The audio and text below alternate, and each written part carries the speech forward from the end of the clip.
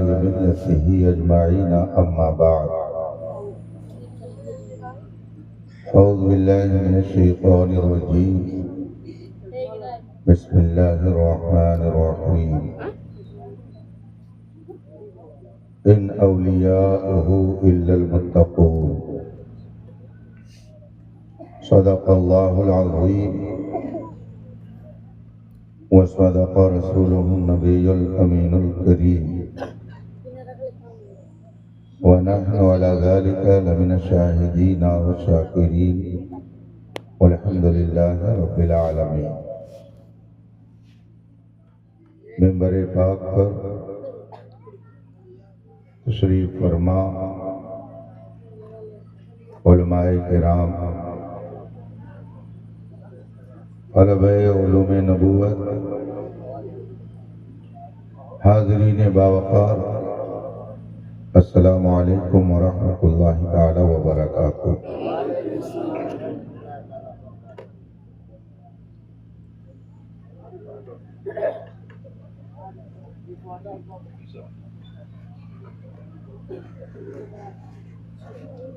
حضرات،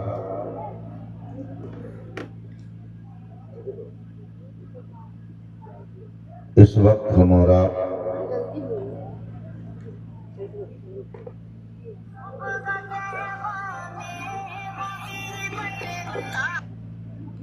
عالم اسلام کی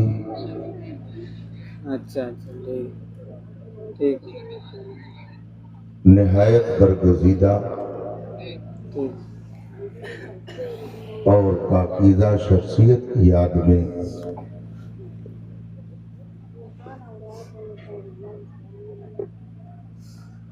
بیٹھے ہوئے ہیں۔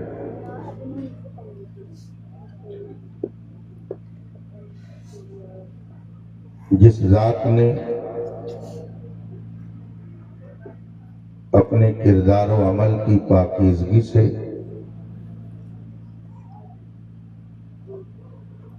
ایک جہان کو متاثر کیا، بگڑے ہوئے حالات اور گندے ماحول کو ایک شاندار ماحول میں تبدیل کیا، جس ہستی نے اپنی جد و جہد اور کوشش سے چوروں، شرابیوں، بدماشوں، بے ایمانوں اور اچکو لفنگوں کو اپنی نگاہ کیمیا اثر سے ایک بہترین انسان بنایا۔ ہم اور آپ اسی عظیم ہستی کی بارگاہ میں اپنی محبتوں کا نذرانہ پیش کرنے کے لیے حاضر۔ قابل مبارکباد ہے صحیح بزرگ کے وہ نوجوان اور اس تمام حضرات جنہوں نے اس بابرکت محفل کو سجانے کی جد و جہد کی۔ علماء کا نورانی قافلہ اس آبادی میں اتارا اور آپ سب کو جمع ہو کر اس ذات کے اخلاق و کردار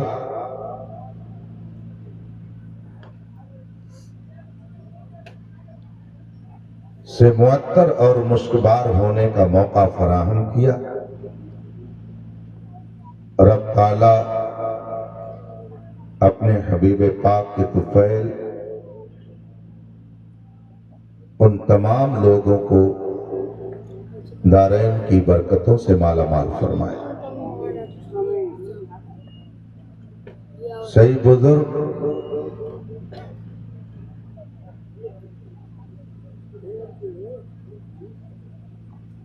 اس سنیوں نے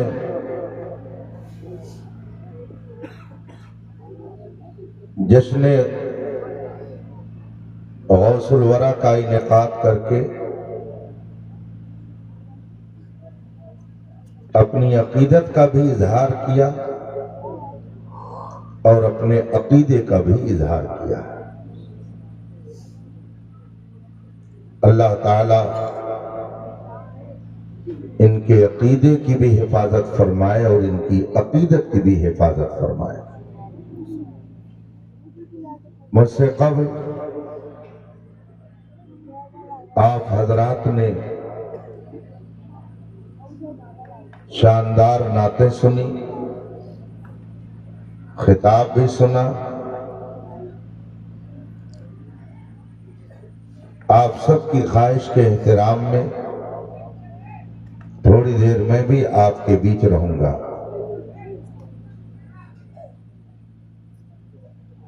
عزیزم مولانا ہارون علیمی صاحب غالباً شام سے آپ کو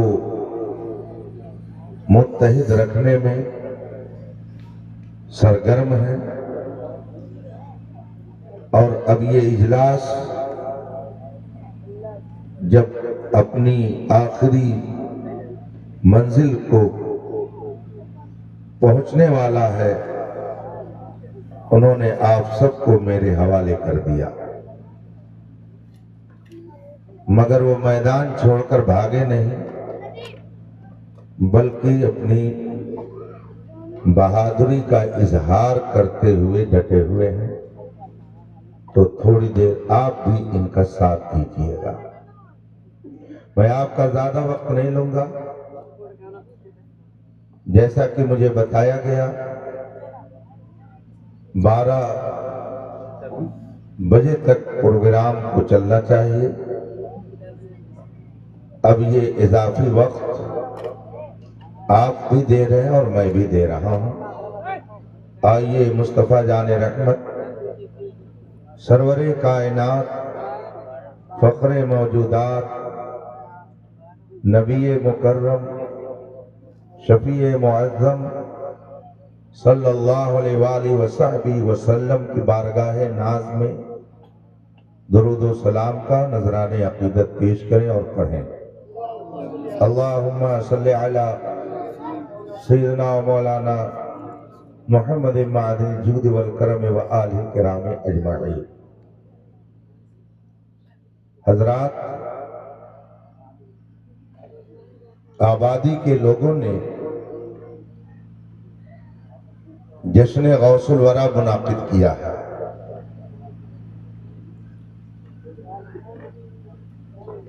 سیدنا شیخ عبد القادر جیلانی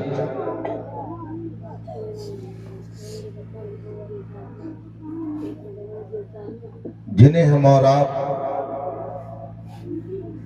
اپنی عقیدت کی زبان میں بڑے پیر صاحب کہہ کر یاد کرتے ہیں،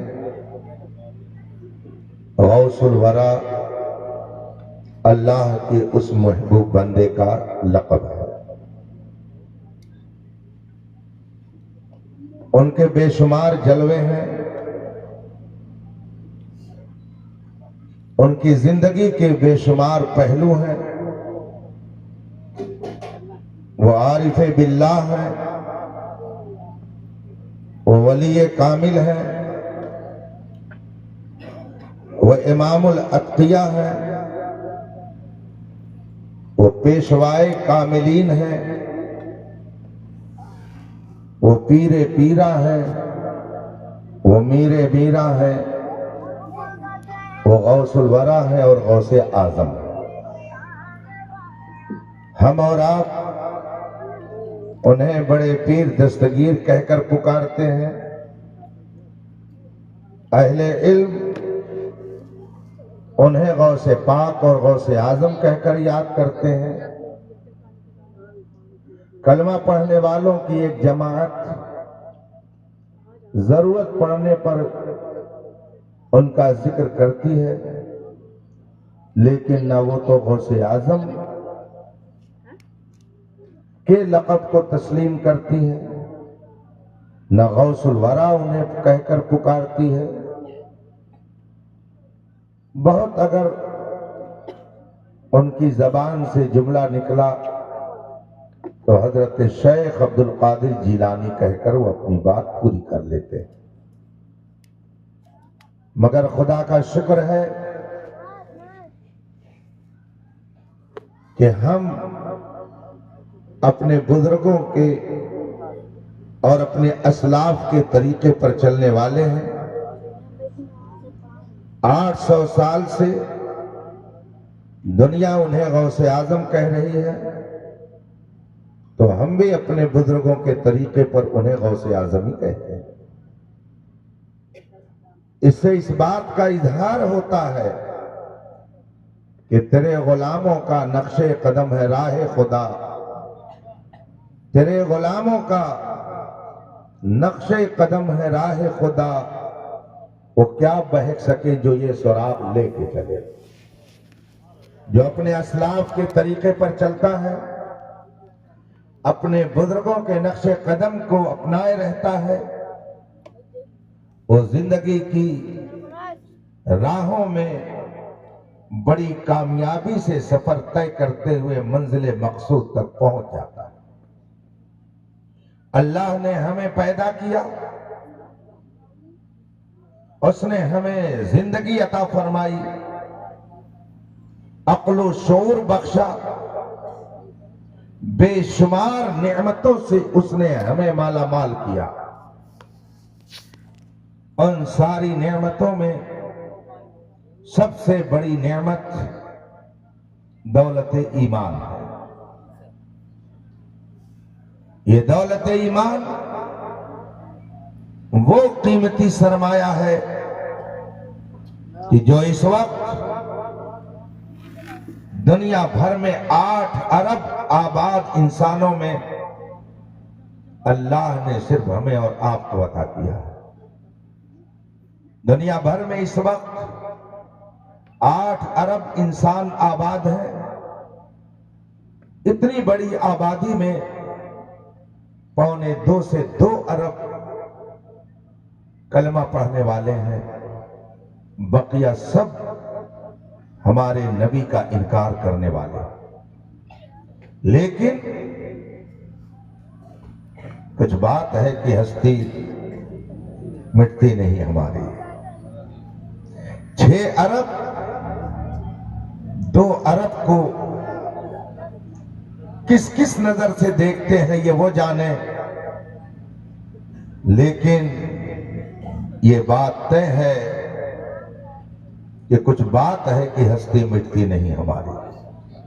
صدیوں رہا ہے دشمن دور زماں ہمارا۔ 2 ارب آبادی کلمہ پڑھنے والوں کی ہے۔ یہ 2 ارب آبادی خدا کو ماننے والوں کی اس دنیا میں موجود، مگر بدقسمتی سے بہت سے ایسے کلمہ پڑھنے والے موجود ہیں کہ جنہوں نے خدا کو ماننے کا دعویٰ کرنے کے باوجود وہ بے ایمان ہو گئے۔ کلمہ پڑھنا اور ہے، ایمان کی دولت رکھنا اور ہے۔ خدا کو ماننا اور ہے، اور خدا جس کو مانے اس کو مان جایا جائے یہ اور ہے۔ ہم خدا کو ماننے کا دعویٰ کرتے ہیں تو یہ دعویٰ اسی وقت صحیح ہو سکتا ہے کہ خدا نے جس کو ماننے کا حکم دیا ہے اسے بھی مانا جائے۔ اگر ہم نے صرف خدا کو مانا اور خدا نے جسے مانا اس کا انکار کیا تو ہم خدا کا ماننے والا نہیں کہلا سکتے، خدا کا منکر کہے جائیں گے۔ خدا نے اپنے بارے میں فرمایا ہے، حدیث قدسی ہے، کنت کنزا مخفیہ، ارشاد خداوندی ہے میں ایک چھپے ہوئے خزانے کی طرح تھا۔ فَأَحْبَبْتُ أَنْ أُعْرَفَ، تو میں نے چاہا کہ میری پہچان ہو۔ اللہ ارشاد فرماتا ہے میں ایک چھپے ہوئے خزانے کی طرح سے تھا، تو میں نے چاہا کہ لوگوں کو میری معرفت حاصل ہو جائے، لوگ مجھے جانیں، لوگ مجھے پہچانیں، تو میں نے اپنی پہچان کے طور پر محمد عربی کو پیدا کیا۔ گویا نبی خدا کی پہچان بن کر کے آیا۔ میں چند باتیں آپ کے سامنے رکھوں گا جس سے آپ سمجھ سکتے ہیں کہ نبی کو خدا نے کس طرح اپنی پہچان بنا کے بھیجا۔ خداوند قدوس کے بارے میں ہمارا عقیدہ کتاب و سنت کی روشنی میں بالکل واضح ہے۔ اسلامی عقیدہ ہے کہ خداوند قدوس نے اس کائنات کو بنایا، وہ ہمیشہ سے ہے اور ہمیشہ رہے گا۔ چاند اسی کی قدرت سے چمک رہا ہے، سورج اسی کے حکم سے گردش کر رہا ہے، ستارے اسی کے حکم سے جھلملا رہے ہیں، سمندر اسی کے حکم سے جاری ہے، درخت اسی کے حکم سے ہرے بھرے ہیں، چرند پرند اسی کے حکم سے زندگی اور موت پاتے ہیں۔ قرآن کریم میں فرمایا گیا وَهُوَ عَلَى كُلِّ شَيْءٍ قَدِيرٌ، خدا ہر شے پر قادر ہے۔ قرآن میں فرمایا گیا تبارک الذی بیدہ الملک وَهُوَ عَلَى كُلِّ شَيْءٍ قَدِيرٌ، بلند بالا اور برکت والی ہے وہ ذات جس کے قبضے میں حکومت اور سلطنت ہے، وہی ہر شے پر قادر ہے۔ اس کائنات میں جو کچھ ہو رہا ہے اسلامی عقیدے کے مطابق سب خدا کے ارادے، اس کی مشیت اور اس کی مرضی سے ہو رہا ہے۔ اس کی مشیت اور چاہت کے بغیر ایک پتا بھی اپنی جگہ سے نہیں ہل سکتا ہے۔ قرآن کریم میں فرمایا گیا فَعَالٌ لِمَا يُرِيدُ، وہ جو چاہتا ہے کرتا ہے۔ مَا تَشَاءُونَ إِلَّا أَن يَشَاءَ اللَّهُ رَبُّ الْعَالَمِينَ، تم کچھ نہیں چاہتے بس وہی جو خدا چاہتا ہے۔ اس کی قدرت سے کوئی شے باہر نہیں ہے۔ وہی علم دیتا ہے، وہی حسن دیتا ہے، وہی دولت دیتا ہے۔ عقید اسلامی کے مطابق ایسا نہیں ہے کہ علم کوئی اور خدا دے، دولت کوئی اور خدا دے، طاقت و قوت کوئی اور دینے والا ہے، سب خدا عطا کرنے والا۔ یہ اسلامی عقیدہ ہے۔ اس کے علاوہ کوئی ہستی نہیں ہے جو ہمیشہ سے ہو اور ہمیشہ رہے۔ یہ عقید توحید ہے۔ اس کے علاوہ کوئی عبادت کے لائق نہیں ہے۔ وہ جس کو چاہے عزت دے اور وہ جس کو چاہے ذلیل کرے۔ قرآن کریم میں فرمایا گیا وَتُعِزُّ مَن تَشَاءُ وَتُذِلُّ مَن تَشَاءُ، تو جسے چاہتا ہے عزت دیتا ہے اور تو جسے چاہتا ہے اسے ذلیل کرتا ہے۔ عزت و ذلت خدا کے اختیار میں ہے، لیکن بات یہ ہے کہ ہم نے یہ کیسے جانا کہ خدا کی قدرت سے سب ہو رہا ہے؟ ہم کو کیسے معلوم ہوا خدا وہ ہے جس کی قدرت سے چاند سورج ستارے چل رہے ہیں؟ ہم کو کیسے پتا چلا خدا وہ ہے کہ جس کے اشارے اور جس کے حکم سے درختوں کے اندر ہریالی پائی جاتی ہے، ہم نے تو خدا کو دیکھا نہیں، آخر عقیدہ کیسے بنایا؟ ہم کو کیسے پتا چلا کہ کائنات میں جو کچھ ہوتا ہے خدا کی قدرت سے ہوتا ہے؟ اسی کو پہچانوانے کے لیے، اسی کو بتانے کے لیے رب نے اپنی قدرت کا مظہر بنا کر کے محمد الرسول اللہ کو بھیجا۔ اب نبی دنیا میں آئے، نبی کو یہ بتانا تھا کہ ایک ذات ہے، ایک ہستی ہے جسے خدا کہا جاتا ہے، وہی اس کائنات کو چلانے والی ہستی ہے، اسی کی قدرت سے چاند سورج ستارے چل رہے ہیں۔ خدا وند قدوس کی اس قدرت کو دکھانا تھا، بتانا تھا۔ اب اگر نبی مجبور ہوتا اور کوئی کہہ دیتا اے محمد عربی خدا کی قدرت کی بات کرتے ہو، تو اگر خدا ایسی قدرت والا ہے تو ذرا تم بھی کچھ کرشمہ دکھاؤ تاکہ پتا چلے کہ وہ خدا قدرت والا تجھے کیا کیا دے کے بھیجا ہے۔ تو اگر نبی مجبور ہوتا تو کوئی کلمہ نہیں پڑھتا، کوئی خدا کی معرفت حاصل نہیں کرتا۔ لیکن جب منکرین اسلام نے کہا، رسول پاک کے دشمنوں نے کہا، کلمہ کے منکروں نے کہا کہ اگر خدا موجود ہے اور اس خدا نے آپ کو نبی بنا کے بھیجا ہے اور آپ ہم کو بتا رہے ہیں کہ خدا کی قدرت سے یہ کائنات چل رہی ہے، وہ ایک ہستی ہے جو اس کائنات کو چلاتی ہے، تو اے محمد عربی ہم آپ کی بھی قدرت کچھ دیکھنا چاہتے ہیں۔ اگر آپ قدرت والے ہیں تو ذرا چاند کو کچھ ادھر ادھر کر کے بتائیے۔ میرے مصطفیٰ نے یہ نہیں فرمایا کہ میں کچھ نہیں کر سکتا ہوں، میرے نبی نے یہ نہیں فرمایا میرا اختیار چاند پر نہیں۔ جب مطالبہ کیا گیا تو میرے مصطفیٰ نے اشارہ فرمایا اور چاند کے 2 ٹکڑے ہو گئے۔